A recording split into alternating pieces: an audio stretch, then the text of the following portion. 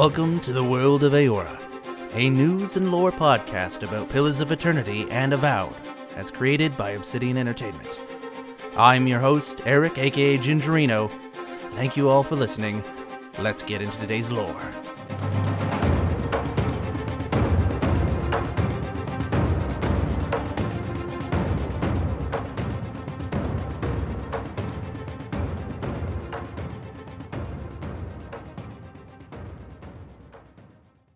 Hello everybody and welcome to another episode of the World of Eora. I'm your host, Eric, aka Gingerino.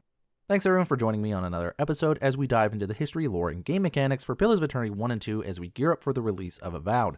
For those wondering why we pair all those games together, it's because they share the same fantasy setting known as Eora. So as the theory goes, if we dive into those first two Pillars games, we can glean insights into the story of Avowed, we can appreciate the nuance of the writing when we actually play the game, and also for those of us who just enjoy the world itself, it's a chance for us to geek out about a world we know and love. If you are new to the show, welcome to the show, happy to have you here. I will say right off the bat that if you are interested in playing Pillars of Eternity 1 or Pillars of Eternity 2, this episode contains major spoilers for both of those games, particularly Pillars of Eternity 1, but I discuss a lot of very important details from the second Pillars of Eternity game as well. Normally, I would try to do an episode where, like this, with spoilers, where one half is spoiler-free and the other half isn't, but a lot of the conversations about today really can't avoid the spoilers right off the bat. So if you are playing either Pillars game and you're wanting to avoid the major narrative spoilers from there, I highly recommend turning this episode off. Sorry for those who don't listen. I apologize for that. Got a lot of back catalog that you can listen to. If you are new, you can go check out episode 0, which tells you the foundational lore that you need to know, or at least it'll signpost you to episodes that talk about foundational lore. And then, hopefully you'll make your way back here.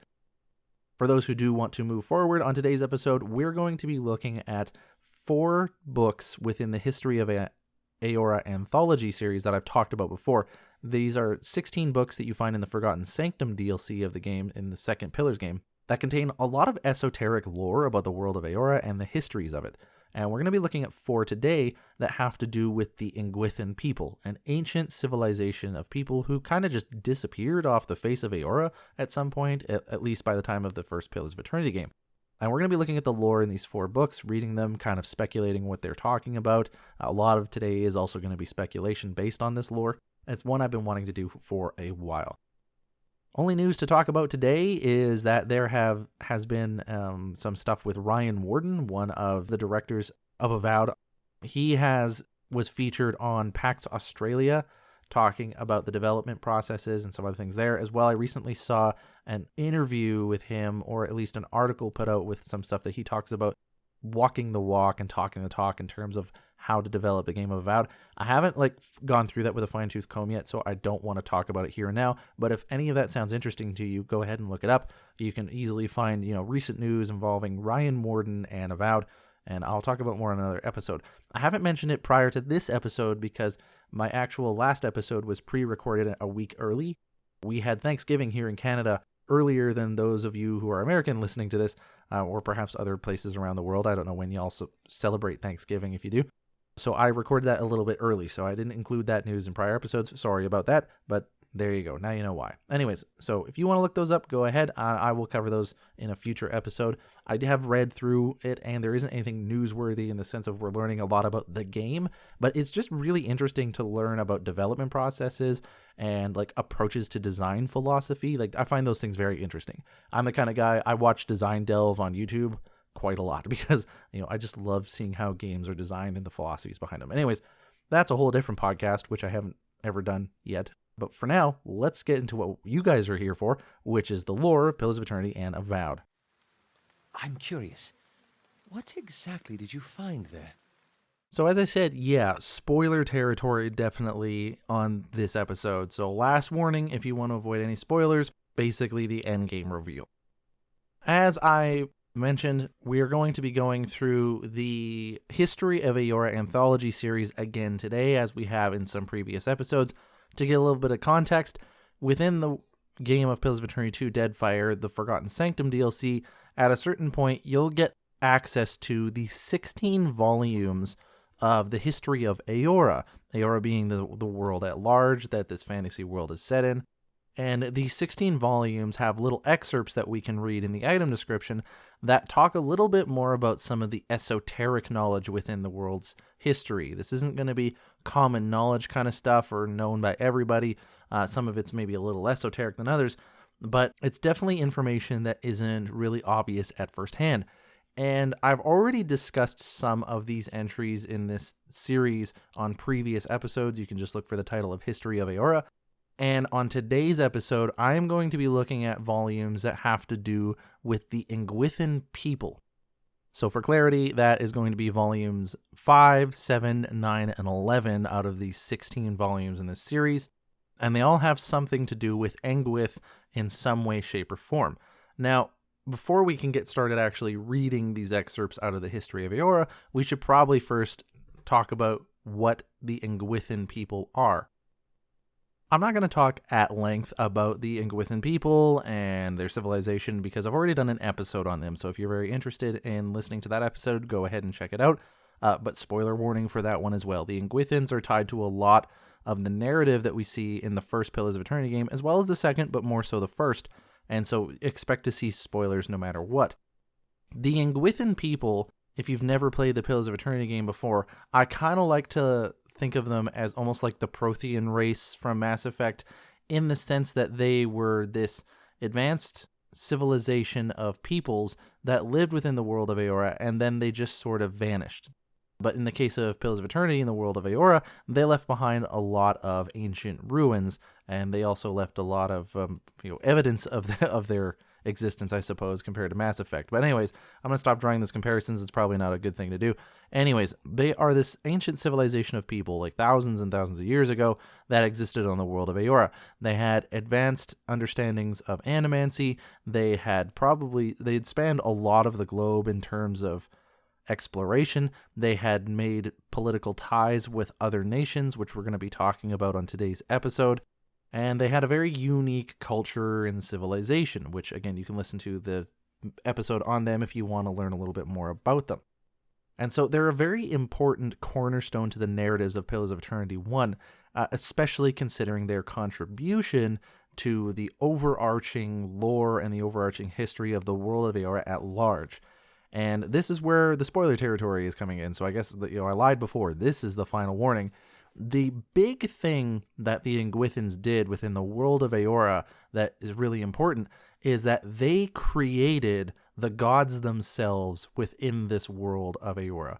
So the gods that you know of from the game and that you've heard of me talk of in these episodes, those gods were created by the Engwithan people. Now, how they did that is a matter that doesn't need to be discussed primarily on this episode. But long story short, they figured out a way through the science of animancy, which is the science of the soul, to be able to basically take their entire civilization's collection of soul essence, which is the stuff souls are made of, and use that to create the gods themselves out of their own values and their own ideals. And that's also why, obviously, the Engwithans are no longer with us in Pillars of Eternity, because they essentially sacrificed their entire civilization and society to create the gods out of their own souls.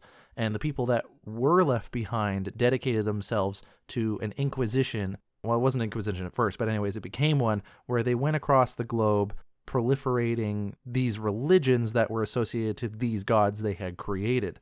Quite often, they would get to a culture and they would say, hey, you worship God XYZ, but we know them by another name, and their name is Remergond, for example, and then, displays of power and blah, blah, blah to make them believe.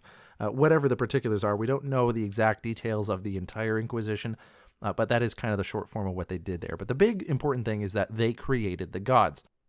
Now, how they created the gods and the history of the processes behind that and the political ties that they had formed back in the day, those are really interesting to think about as well. And we're going to be talking a lot about those in today's episode.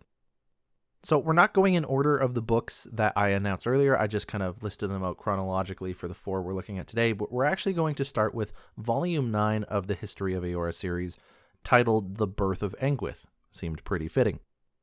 When you read the item description for this book, you get the lore that says, In the time before Kith invented time, or mathematics, or architecture, an insular tribe of goatherds dwelt at the bottom of a steep mountain valley.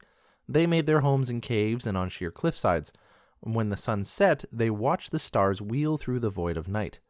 In their watching, they developed a theory of the nature of things, and so began a quest to make it true. I really like this one because it leaves a lot of speculation in the minds of people who are deep within the lore. So this talks at the beginning, it says, in the time before Kith invented time, mathematics, or architecture, Kith being the word that describes the civilized races of the world, so humans, elves, dwarves, as well as Amauans, Orlans, and godlike. So before these people invented time, mathematics, or architecture, which are a lot more, as you can kind of tell, higher brow concepts. They're a little more intellectually based, like you're thinking philosophically, you're measuring time, you're coming up with mathematics to measure the world around you. Architecture is about using the raw resources to create buildings and whatnot, but architecture, I think specifically, is also how you do it. You go from culture to culture. Everyone builds buildings, but they build them in different ways that relates to their values as well as the resources they had, blah, blah, blah, blah, blah. So before Kith were creating culture and engaging with the world around them, there was this tribe of goatherds, which I can only imagine is people that herded goats, is what I'm imagining that means.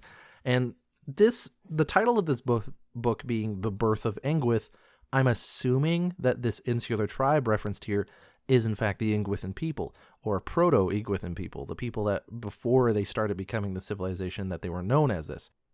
They dwelt at the bottom of a steep mountain valley. That isn't necessarily an important detail, but whenever I see anything about valleys now within the lore of Eora, I'm often thinking living lands, because the living lands is very much a hills and valleys and mountain ranges kind of place. It is a wild frontier with absolutely bonkers biomes and weather patterns, which you can hear an episode all about it, and I'm very excited to explore the living lands in the game of Avowed. But the steep mountain valley might not necessarily be the living lands. That would just be very interesting, and especially as it relates to Avowed, it's very much more likely that they are steep mountain valleys in the location that we see Glonfoth in within the first Pillars of Eternity game. For a little bit of context, even though I'm sure most of you listening to this are probably already familiar, in the first Pillars of Eternity game, it's set within this region of a continent called the Eastern Reach, and in this region you have the nation of the Deerwood, also the neighboring areas of Glonfoth, which are these tribal nations of people that have existed on Eastern Reach before the Deerwooden colonists came over. And the reason this is important is because the Engwithan peoples actually, as far as we can tell, originated in the region of Glonfoth. Now, they originally came from there as the nation of Glonfoth. That doesn't mean that they hadn't migrated there from somewhere else. So it's possible they did come from the Living Lands. But I would guess more than likely is that's kind of where the Engwithan civilization started, was in Glonfoth. So they dwelt at the bottom of a steep mountain valley. They made their homes in caves and on sheer cliff sides, which matches kind of the stuff that we see in the First Pillars game, such as the druidic circle of the Ethek Knoll. They live in a cave. And when the sun set, they watched the stars wheel through the void of night. In their watching, they developed a theory of the nature of things, and so began a quest to make it true. This is a really interesting take on the Engwithan peoples, because in their apotheosis project, it was the result of them trying to find the creators of the world, theoretically speaking, to try to destroy all the religious wars that were going on at the time. But they apparently found nothing, and so that's why they came up with this plan to create gods themselves to fill in the void, because they viewed it as very, very necessary for the continuation of civilized life. So that kind of paints them almost in a noble sense, but from this idea, it seems like they had a theory that they came up with on how things work, and they are trying to conform reality to what they think is true. Which kind of matches, what a civilization of people who create gods would necessarily do. And as we read through some of these other books, we learn that perhaps there's a little bit more truth to that than is at first glance.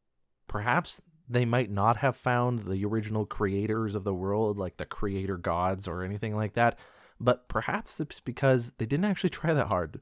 Or perhaps they came up with a theory, or they did some tests, and it confirmed something that they already wanted to believe. Like, who knows? There might actually be creator gods to this world that just don't show their face because they don't really care.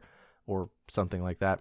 I very much, as reading through these books, get the impression that they might have just falsified that. They might have just wanted to believe that the gods weren't there so they could create their own, or they were just very quick to come to the conclusion. I don't know. Well, I suppose we're going to find out. But yeah, so that is History of Eora, Volume 9, The Birth of Engwith. Now, to get a little bit more flavor on what their civilization was like in terms of personality, I suppose, we're going to read from the History of Eora, Volume 5, The Great Orlan Empire. Engwith could not abide a competitor, and certainly not a rival. They found both in the Orlan Empire of the Northern Valleys. More insulting than the Empire's mere existence at the edge of Engwith's territory was the Orlan's schema of social organization, which tended toward the communal, non-hierarchical, and animist. This was at odds with the Engwithans' veneration of the individual, the import they ascribed to social position, and their unyielding devotion to codified religious dogma.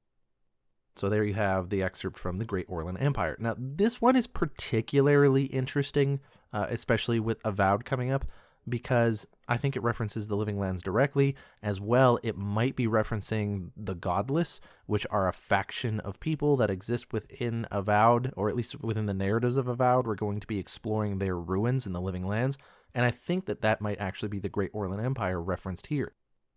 So it starts off with Engwith could not abide a competitor, and certainly not a rival.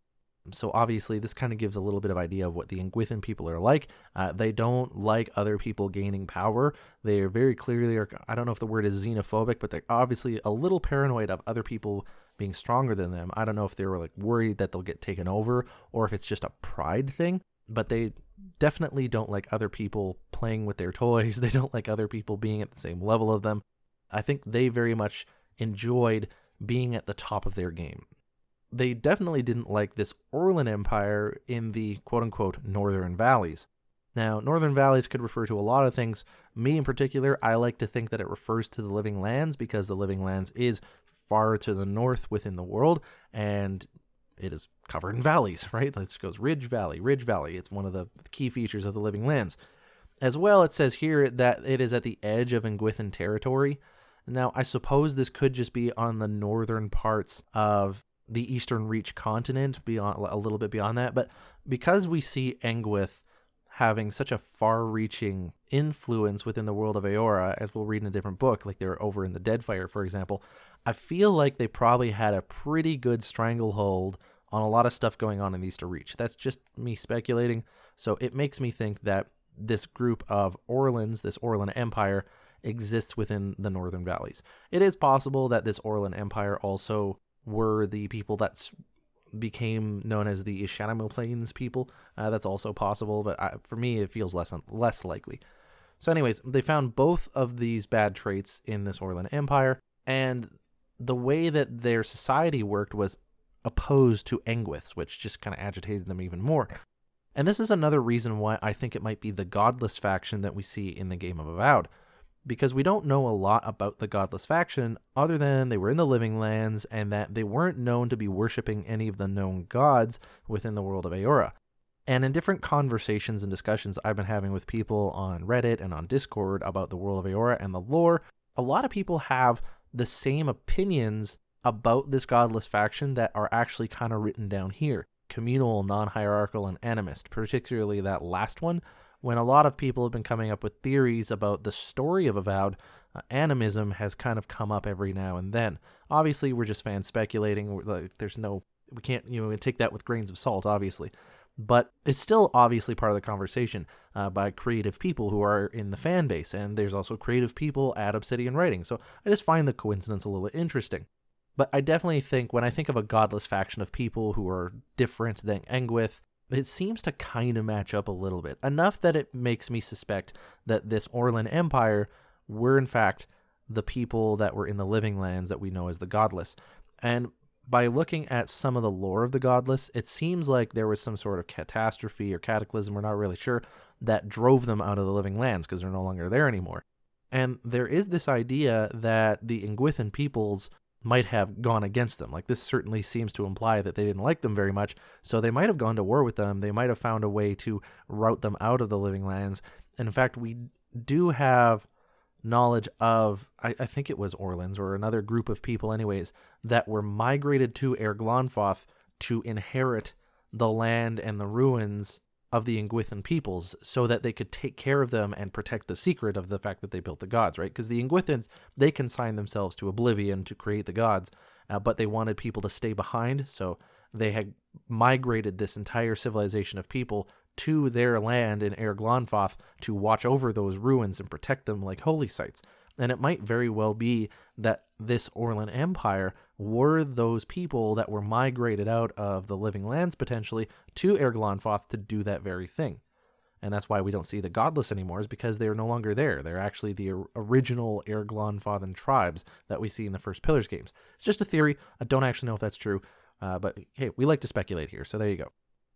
And lastly, in this ending part, we get a little bit of lore about Engwithans themselves, the veneration of the individual, the import they ascribe to social position, and their unyielding devotion to codified religious dogma. And that last part about religious dogma, I think to me says way more about perhaps their intentions for why they created the gods, or why they might have concluded there were no gods. It seems like they had these religious ideas in their mind that they kind of already had made up what was true and what was not true, and they were just kind of exploring the world to confirm what they believed rather than looking at the world to see what it actually says, which also fits in with the book we just read, where we talk about the fact that they came up with a theory on the nature of things and then went on a quest to make it true.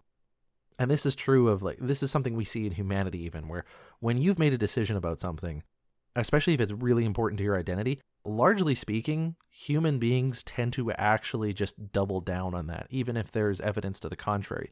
I can't remember what this is called in psychology, but it was, man, I wish I could remember. It's something interesting. It was along the lines of, if you have something that's core to your identity that you view as important to who you are as a person, if people offer you evidence to the contrary to say, hey, that thing's not true, you'd think the natural thing that most people would do, at least logically speaking, is that they would be like, oh, that's interesting, I should reconsider these things and update my beliefs.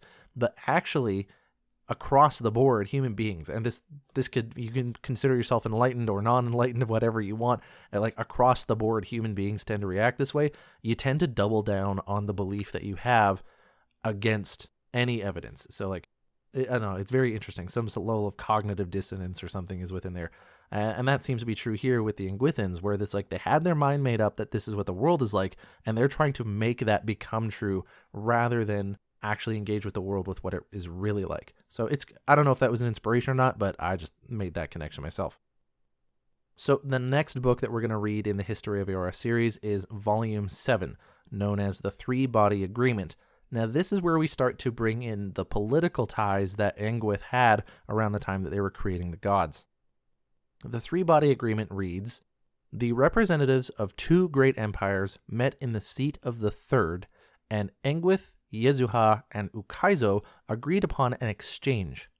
For land and power, Ukaizo would give Engwith a home for their research. For able soldiers, Yezuha would allow Engwith to spread their faith. So it was that Ukaizo conquered the Deadfire, the Yezuhans conquered Yeshe, and Engwith made willing conspirators of them all. Thus concludes the reading of the Three-Body Agreement by Gingerino.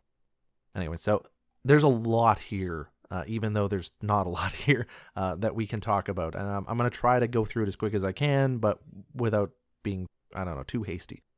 So we have these three political powers they talk about here. There's two great empires met in the seat of the third. It sounds like two empires came to one place and they had a discussion there. Based on the events of the Beast of Winter DLC, I am going to guess that all of these political powers met in the Deadfire Archipelago at the great city of Ukaizo, because it seems to me that's where a lot of confluences of these power are, as well. There's narrative reasons from that DLC to believe that that's where they met. Either way, you have the Engwithan peoples, who I've already talked about, and you have these other two powers called Yezuha and Ukaizo. Now, Ukaizo you'll know about if you've played Pillars of Eternity 2 Deadfire decently thoroughly enough, or at least all the way to the end. Ukaizo is this great city, which by the time of the second Pillars of Eternity game is mythological and lost. No one knows where it is. But Ukaizo was apparently this city back in that time that represented the seat of power for the people that lived in the Deadfire Archipelago. Now, when you're playing the Pillars of Eternity 2 game, Ukaizo is kind of mythological, and I'm not talking about the spoilers for that game, so I'm not going to let you know what happens there or not, but just that's what Ukaizo represents at the very least. That's all you need to know here. So the people who lived in the Deadfire Archipelago, this would be the civilization that existed before the Huana were even the Huana. The Ukaizo lived in the Deadfire Archipelago. This other nation we're talking about is Yezuha. And Yezuha, we learn about a bit from the second Pillars of Eternity game. Nothing I'm going to spoil here. I do have an episode on them, however, if you are interested in learning more about them. The long story short is Yezuha is not one of there. I don't know of any other ones. Yezuha is basically the nation that exists on the opposite side of Andra's Mortar. So Andra's Mortar, if you played the second Pillars game, is this really large, impassable storm that has essentially cordoned off an entire area of the globe that is Eora. So there's this massive section of the entire world that is unexplored because nobody can get through this storm, this oceanic storm called Andra's Mortar. On the other side of this storm, however, is a country known as Yezuha. But before the storm of Andra's Mortar existed, Yezuha was able to freely come and go. And so you had these Engwithan civilization, you had the Yezuhans, and you had the people from Ukaizo that were able to meet together. And it seems they came upon an agreement when Engwith was going through its apotheosis project, right? So they're trying to create the gods, but they need some resources from other people. So they kind of, and there's a little bit of shadiness going on here, they work with Yezuha and Ukaizo to get the things that they need in order to complete their project. So with Ukaizo, it says, for land and power, Ukaizo would give Engwith a home for their research. So Engwith gave Ukaizo land and power, and in return, they would have a home for their research.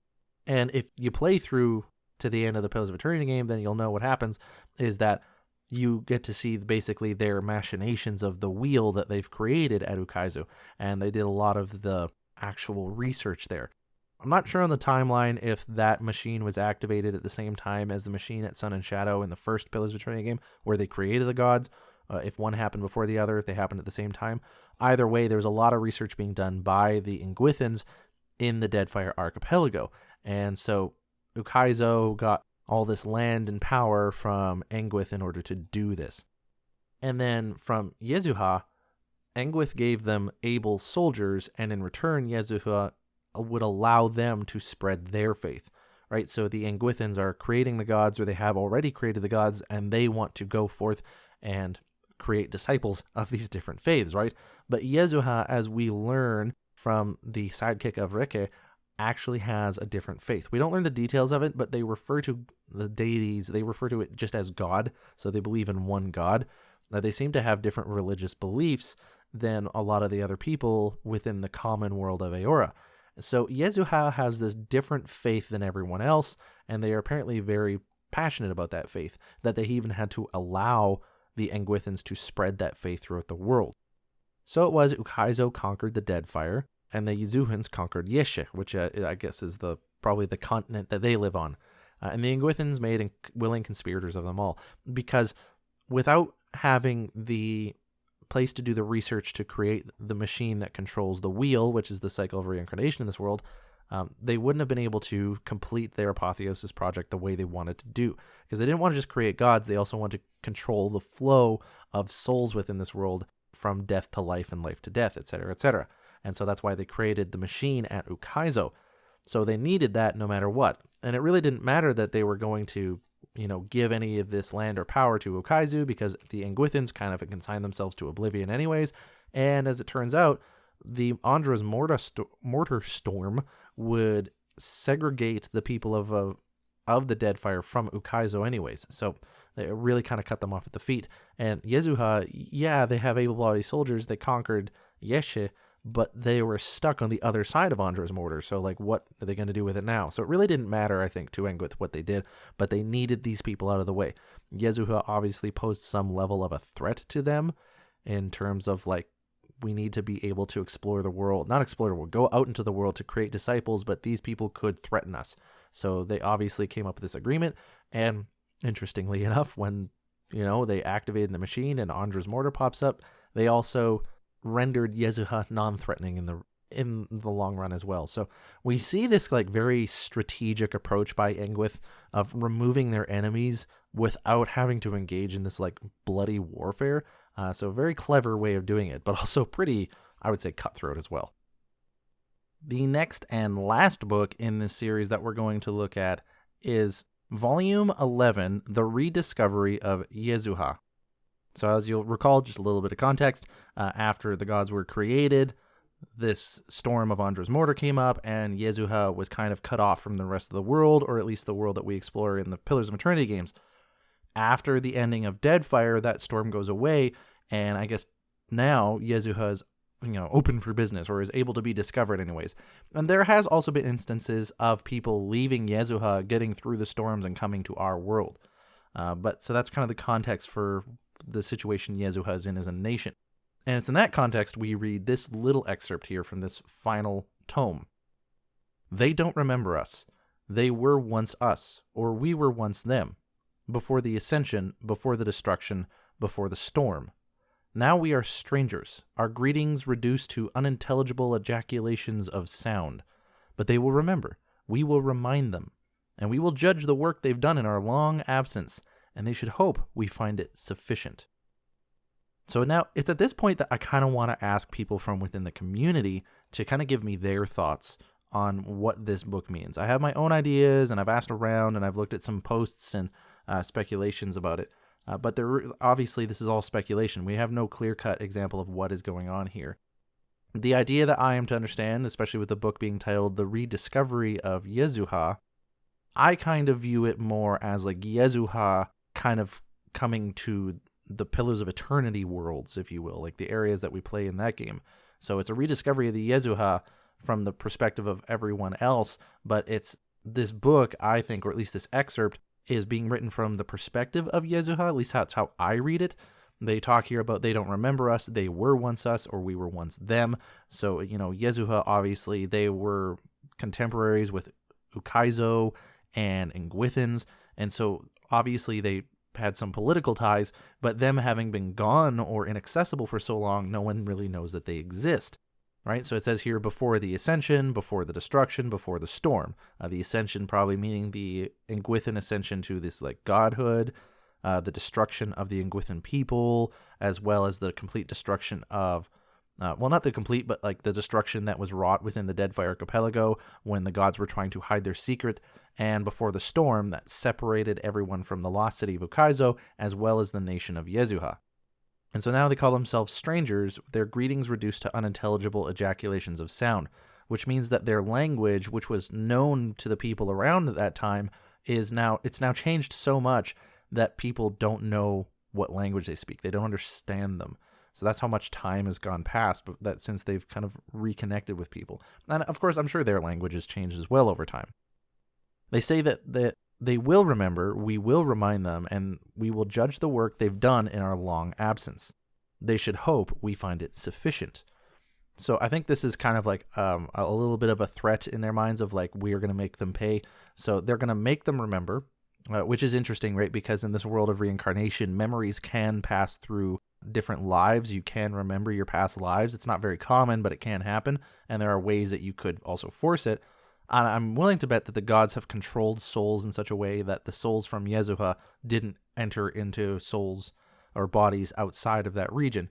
So they're going to remind them of this past, and that they're going to judge the work they've done in their long absence.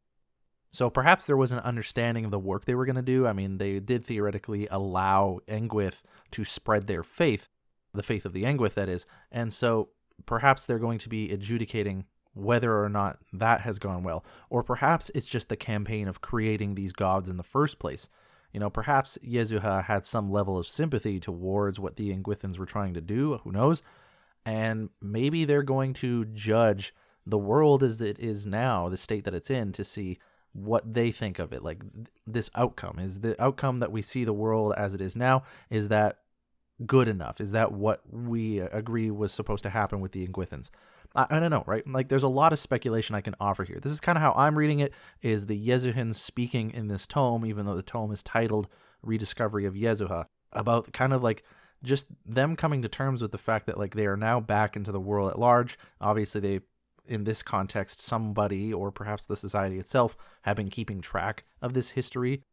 So they might be aware of all this long-standing history of Engwith back in the day, But I don't know. That's how I read it. Does anyone out there read it differently? Do you have any different ideas?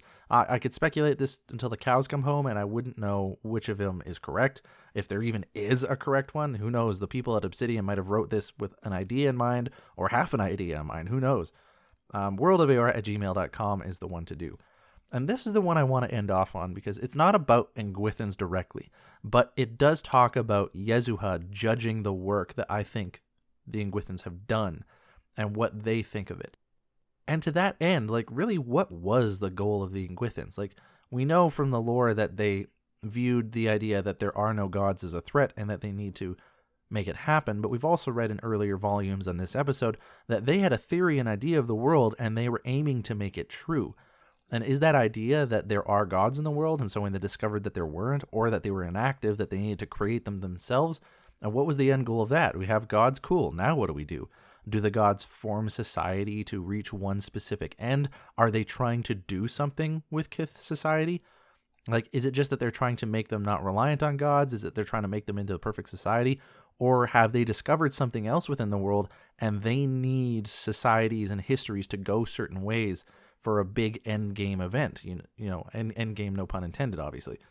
What are some of the purposes behind why Engwith even did these things in the first place? You know what I'm saying? And I don't know, it gets the old gears turning reading this particular tome. So that's everything that I want to cover on today's episode. It's one of the more interesting episodes and very spoiler heavy. Obviously, Pillars of Eternity 1 and Pillars of Eternity 2, both basically completely spoiled here. So if you listened and you didn't want to hear that, sorry. I gave as much warning as I could. But yeah, it's fun to do an episode like this every now and then. I really like getting into the spoiler stuff, and I know a lot of you listening out there really enjoy it as well. So I hope this episode was good for you. But anyways, let's kind of go back and ask what this might have to do with Avowed, since that's the next big Eora-based game coming out. Is an oath worth the weight of a crown? Now, there's way too much speculation that me or anyone else who's familiar with a lot of this lore could offer in terms of what it might have to do with Avowed. The Engwithans and their connection to the Living Lands and what they did, the Godless faction and their history in the Living Lands, and maybe they have a connection to the Engwithans themselves, what the gods are, why they exist, what their purposes are, how that might connect to the Dream Scourge, which may or may not be an ancient thing. There's so much that we could tie to. Rather than just kind of sit here and talk for 45 minutes on some of these ideas, I'm going to put it to a lot of you guys out there about what you think on things like that. And I would like to do a post-Deadfire ending speculation episode at some point, but this is not the time and place to do that, considering we're already this far in terms of time frame. As this lore that we talked about relates to Avowed, I already kind of talked about it, and I'll just repeat it here, that the Orlan Empire mentioned in that one tome very well might be the godless people that we learned of through some of the reveals about Avowed. So that's kind of the theory I'm running with right now, is that that's who the godless faction are. There's this great Orlan Empire. And I'm even willing to bet that the godless faction were in fact the very same people group that got taken out of the Living Lands by the Engwithans and relocated to Air Glonfoth. I'm not 100% sold on that theory, just because it seems like the Glonfothans revered the Engwithans, and I don't think that would necessarily be the case if they had defeated them in war or something. But we've already seen the Engwithans be very sneaky in how they overthrow or topple governments or things like that, with how they gave this power to Ukaizo and Yezuha and then basically nullified that power when they ascended to godhood. So who knows? Maybe they found a way to get rid of the godless from the Living Lands and also make them subservient in some way, but they also chose that path. Who knows, right? It does seem like the godless had some level of a calamity in the Living Lands that we're not aware of yet, so who's to say? That's my main takeaway in terms of how a lot of this lore connects with the Living Lands, is just the godless and who they may or may not be. Otherwise, I'm hoping that we will see signs of Engwithans within the Living Lands themselves. I would be surprised not to see something. The Engwithans are so tied to the lore of the world of Eora as a whole that it would seem odd not to see some of the lore of Engwithans in the Living Lands. I know the Godless are the main faction, ancient faction anyways, that existed in that area, but the Engwithans had such a widespread impact and influence, it would seem odd to not even have one reference. I'm not expecting there to be tons and tons of ruins, maybe one, but, who knows? The Engwithans might never have gone to the Living Lands at any point in time and set up shop in any way. We really don't know for sure, but I would just be surprised to not see something. So I'm expecting there to be some Engwithan lore, or at least some references to them, but I suppose it depends on the story that Obsidian wants to tell. And it also depends on some of the unspoken lore, right? Like, we know a lot about Engwithans, but we actually know also a lot less. We know a lot less than we do know. And that's true of most things when it comes to lore like this. But there's a lot of blank spaces with Engwithans. Like, they may have never come to the Living Lands, and that might sound improbable to me or you if you've played the games enough, but there really is no reason why that couldn't be true, right? So it really depends on some of the unspoken lore over at Obsidian, whether that's to be included in Avowed, or whether those were ideas that were accepted as canon amidst the offices at Obsidian, but were never included in the Pillars of Eternity games, like the actual length of impact that Engwith had being an example. Those are some thoughts I have. What about you? What thoughts do you have on Engwith and Avowed and some of the stuff we talked about today and how they might be linked? Send me an email, worldofeora@gmail.com. As well as if you have any questions, comments, criticisms, anything like that, if you want to share what game you've been playing, or if you've gotten into Pillars of Eternity recently, happy to have those conversations. I'm a geek just like you. If you would like to follow the show on Twitter to get updates when shows and episodes come out, or just, any news that is worth reposting, you can follow the show at World of Eora. If you've been listening to the show for a while and you're the kind of person who likes to support the shows that they listen to or podcasts that they listen to, you can do so at ko-fi.com/worldofeora. I'm not expecting anything in that regard. That is just there for people who get value from it. I'm more than happy to continue doing this show as I am. As for what I've been playing lately, I haven't really played a lot different from the stuff that I've already told you guys about. I plink away at Mass Effect every now and then. I've been getting into Grounded with my friends, which has been very fun. We've been going on absolute building sprees. I think we've made like 3 new bases in that game. And I've also been going through my Adiran/Woodakin roleplay of Pillars of Eternity 2 Deadfire. But other than that, I haven't really dove in anything else. I'm kind of just anticipating Dragon Age Veilguard at this point. I was going to get Shadows of Doubt, but I don't know if I want to get that quite yet. And there's a cute little game called Leap Year that I'm interested in trying out. It's a platformer Metroidvania, but the shtick of the game is that your character is so feeble that literally if you jump, the length of falling from the top of your jump to the ground is enough to kill you. So you have to navigate this world by falling off short ledges that aren't as high as your jump, or jumping up to things rather than jumping like on flat ground, right? So it's an interesting little twist, and I'm kind of interested to see how it would go. I heard it's really short, and it's only like $6 Canadian, so I don't know, $10 American or something like that. Or actually be the other way around. It would probably be like $3 American. I don't know. It's super affordable is what I'm trying to say, and very short. So if, something between now and Veilguard, and I'm looking forward to playing that. Me and the guys at Avowedcast, a lot of us had agreed we're just gonna play Veilguard together. So I imagine we'll probably have something to say about it. My gaming crew, they're also gonna get to play Veilguard. So I've heard a lot of good things about it, and it's kind of like a return of BioWare situation. But I don't know. If you have any thoughts about it, please send me an email, worldofeora@gmail.com.